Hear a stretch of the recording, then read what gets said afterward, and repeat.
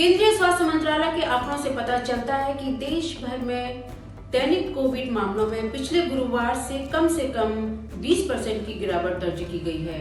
भारत भर के शहरों ने पिछले कुछ दिनों में कोरोना वायरस मामलों में भारी गिरावट दर्ज की है, जिसमें दिल्ली, मुंबई और कोलकाता शामिल हैं, जिन्होंने पिछले एक सप्ताह में 65% से अधिक की कमी दर्ज की है।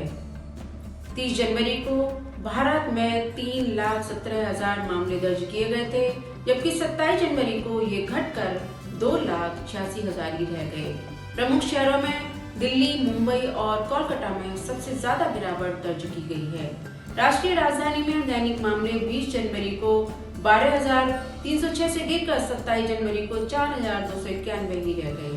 इसी अवधि के दौरान मुंबई में दैनिक मामलों में 75% से अधिक की गिरावट आई है, 5,700 से 1,384 तक। कोलकाता में भी गिरावट 75% से अधिक थी।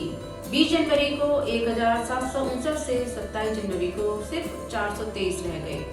बेंगलुरु में 20 जनवरी को लगभग 30,000 मामले दर्ज किए गए थे, जो 25 जनवरी को घटकर 19,000 और 27 जनवरी को केवल 17,700 ही रह गए। चेन्नई में गिरावट 25% थी।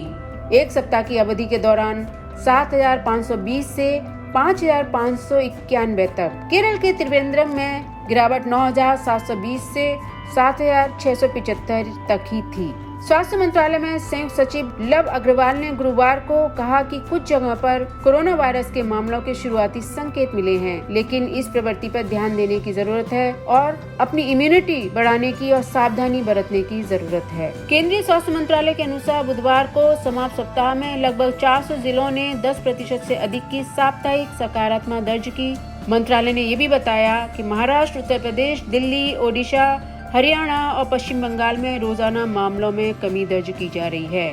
उधर आपको बता दें कि दिल्ली में सप्ताहांत कर्फ्यू हटा लिया गया है। बाजारों के लिए सम विषम प्रतिबंध भी हटा दिए गए हैं और रेस्तरां और सिनेमाघर 50% क्षमता पर फिर से खुल सकते हैं, लेकिन स्कूल, कॉलेज फिलहाल बंद रहेंगे। DDMA की एक बैठक में ओमाइक्रॉन उछाल के दौरान लागू किए गए प्रतिबंधों को कम करने का निर्णय लिया गया है, जिसमें दिल्ली सरकार और उपराज्यपाल अनिल बैजल मौजूद थे। सिनेमा, रेस्तरां और बार 50% क्षमता पर काम कर सकते हैं। शादियों में मेहमानों की संख्या 20 से बढ़कर 200 कर दी गई है। हालांकि सप्ताहांत में कर्फ्यू नहीं होगा, लेकिन रात 10 बजे से सुबह 5 बजे तक कर्फ्यू रहेगा। सरकारी कार्यालयों को भी 50% कर्मचारियों के साथ फिर से खोलने की अनुमति दी गई है। आज की बैठक में स्कूलों पर कोई निर्णय नहीं लिया गया। हालांकि दिल्ली के उप मुख्यमंत्री मनीष सिसोदिया ने बच्चों की शिक्षा और मानसिक स्वास्थ्य को प्रभावित करने वाले लंबे समय तक स्कूल बंद रहने के बारे में चिंता व्यक्त की है। श्री सिसोदिया ने कहा कि दिल्ली सरकार स्कूलों को फिर से खोलने की सिफारिश करेगी, क्योंकि यह बच्चों के सामाजिक और भावनात्मक कल्याण को और नुकसान को रोकने के लिए आवश्यक है।